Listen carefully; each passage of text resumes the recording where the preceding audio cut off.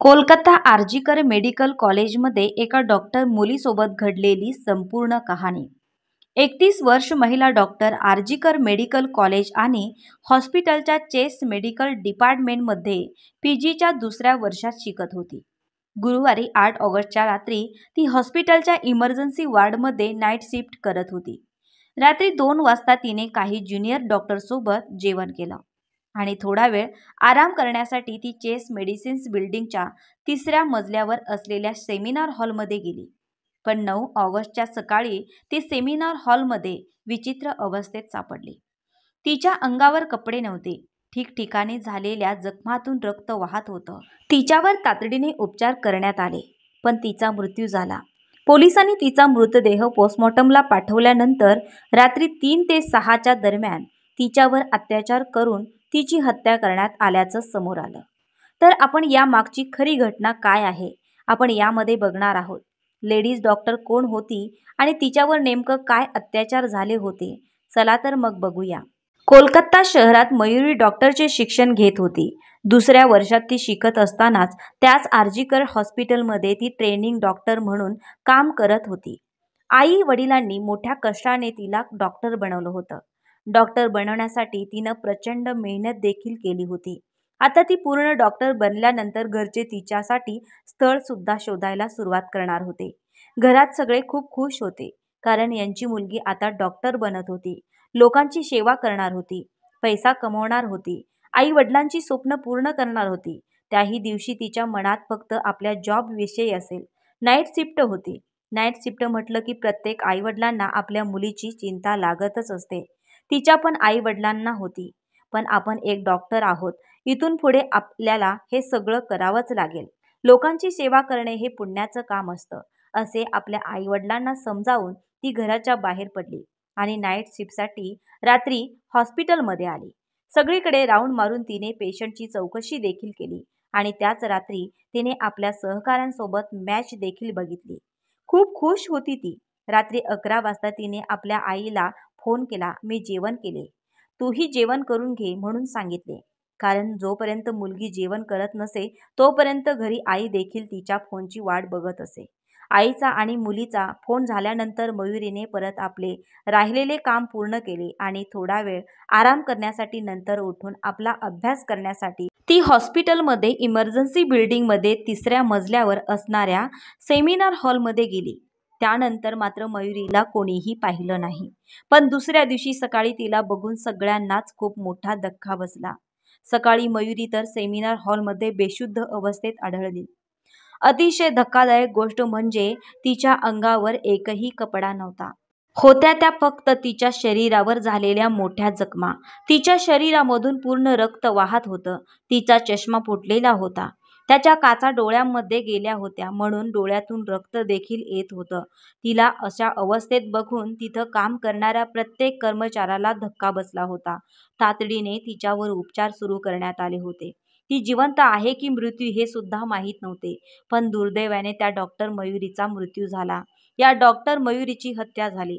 तिच्यावर बलात्कार केला आहे, आधी बलात्कार नंतर हत्या, हे ऐकून प्रत्येक जणाने हळहळ व्यक्त केली। सगळ्या हॉस्पिटलमधील विद्यार्थ्यांनी संताप व्यक्त केला। मला सांगा, सरकारी रुग्णालयामध्ये जर डॉक्टरच सुरक्षित नसेल तर मग दुसऱ्या रुग्णांचं काय, आमचं तुमच्याचं काय, असेच प्रश्न आज मनात येत आहेत। इतकं मोठं प्रकरण या हॉस्पिटलमध्ये झालं, त्यामुळे हॉस्पिटलची रेप्युटेशन खराब होऊ नये म्हणून बरेच प्रयत्न करण्यात आले। आरजीच्या वैद्यकीय विभागाचे प्रमुख यांनी मयुरीच्या कुटुंबियांना फोन करून तुमच्या मुलीने आत्महत्या केली आहे असे सांगितले, पण या गोष्टीवर तिच्या आई वडिलांना विश्वास बसत नव्हता। हे कसे शक्य आहे ते विचार करत होते।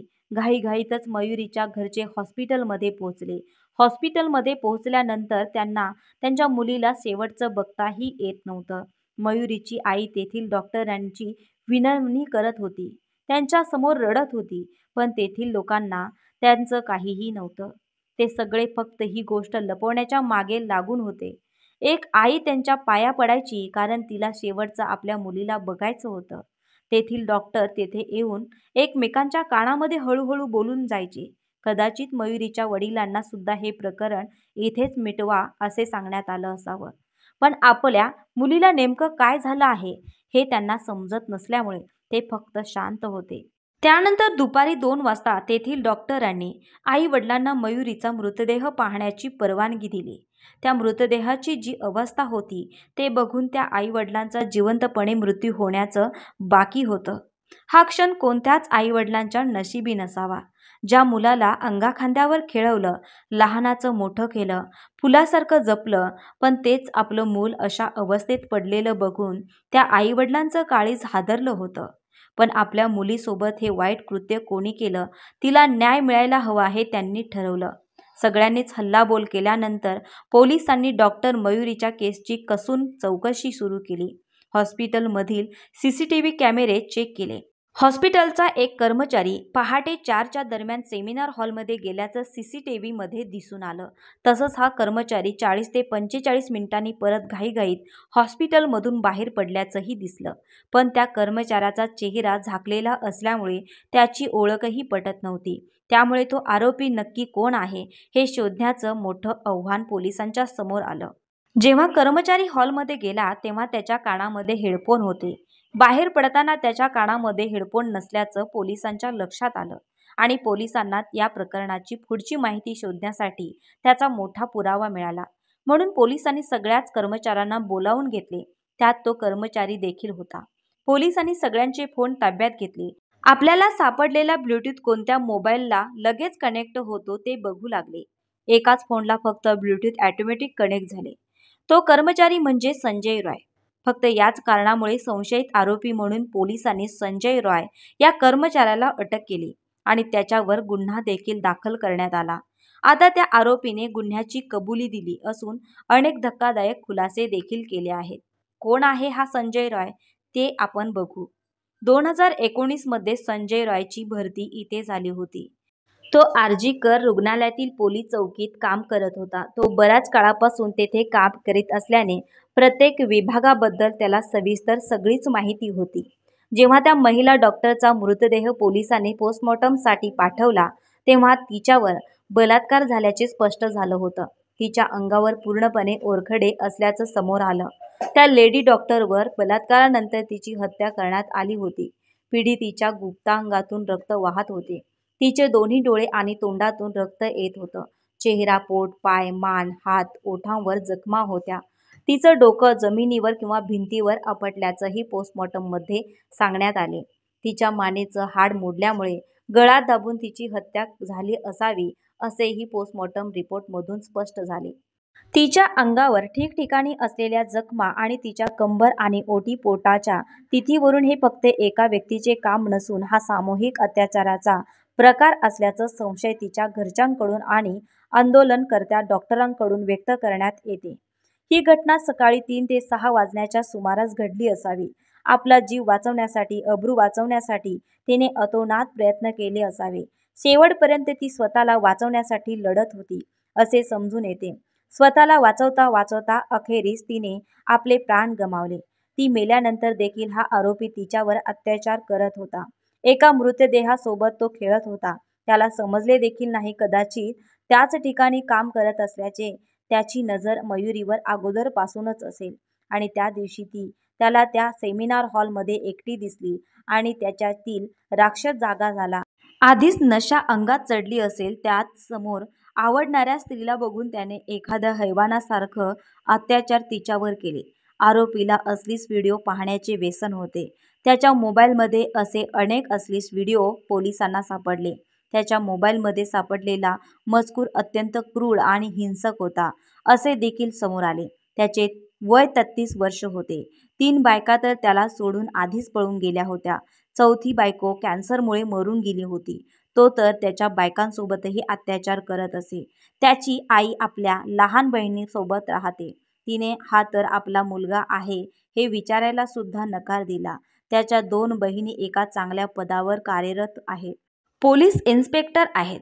तरीही त्यांचा भाऊ इतक्या खालच्या थराचा जाऊन काम करू शकतो यावर विश्वास बसत नाही. त्याच्यासोबत म्हणूनच कोणी संबंधही ठेवत नाही. सोबत काम करणाऱ्या महिलांचा विनयभंग केल्याचा आरोप सुद्धा संजय रॉयवर आहे. आरोपी संजय रॉय हा सामाजिक कार्यकर्ता बनून रुग्णालयात नेहमी ये-जा करत असायचा. उत्तर कोलकाता येथील एका महिलेने सांगितले की 3 महिन्यांपूर्वी ती आपल्या मुलाच्या उपचारांसाठी आरजीकर मेडिकल कॉलेजमध्ये गेले होते. त्यावेळी आरोपी संजय राय स्वतः तिच्याशी बोलला. औषधे खरेदी करण्यापूर्वी संजयने तिला न कळू देताच तिचा नंबरही घेतला. तेव्हापासून तो या महिलेला फोन करून त्रास द्यायचा असा आरोप या महिलेने त्याच्यावर केला आहे. आरोपी संजय राय अशा प्रकारे अनेक महिलांना फोन करून भेटण्यासाठी दबाव टाकत असे. तिचे चॅट्स व्हायरल करण्याची धमकीही द्यायचा. त्यामुळे या महिला काही करू शकत नव्हत्या. तो सहकर्मचारी महिलांना अनेकदा खूप त्रास देत होता. जर यापैकी कुठल्याही महिलेने धाडस दाखवून त्याची तक्रार आधीच केली असती तर आज कदाचित मयुरी डॉक्टरसोबत इतकं भयंकर कृत्य घडलं नसतं. कदाचित ती आज जिवंत असती. या महिला का असे अत्याचार सहन करतात, का असे घाबरतात तेच समजत नाही. त्या महिला डॉक्टराला न्याय मिळावा हीच देवाचरणी प्रार्थना. त्या नराधमाला फाशीची शिक्षाही व्हायलाच हवी. तुम्हाला काय वाटते? मला तर वाटते या पोलिसांकडे सगळे पुरावे असतात, मग न्यायालय कशाची चौकशी करत असतं? लगेच फाशीची शिक्षा द्यायला यांना काय प्रॉब्लेम असतो? आज सुनावणी, उद्या सुनावणी, 8 दिवसांनी सुनावणी. अरे कसली सुनावणी करत आहात तुम्ही? सगळे पुरावे तुमच्याकडे असून स्वतः आरोपी स्वतःचा गुन्हा कबूल करत असून देखील न्यायालय कठोरातील कठोर शिक्षा त्यांना देऊ शकत नाही. अशा आरोपीला सगळ्यात जगासमोर अशी शिक्षा केली पाहिजे की पुन्हा असं करणारा माणूस थरथर कापला पाहिजे. त्याच्या मनात असा घाणेरडा विचार आणि अगोदरच त्याच्या हातपाय कापले पाहिजेत. जीवन जगायचा हक्क तिचाही होताच ना, जो या नराधमाने तिच्याकडून हिसकावून घेतला. कुणालाही मारण्याचा हक्क हा कुणालाही दिलेला नाही. जीवन जगण्याचा हक्क हा सगळ्यांनाच आहे. म्हणून तिला न्याय मिळवण्यासाठी त्याला लवकरात लवकर शिक्षा झाली पाहिजे.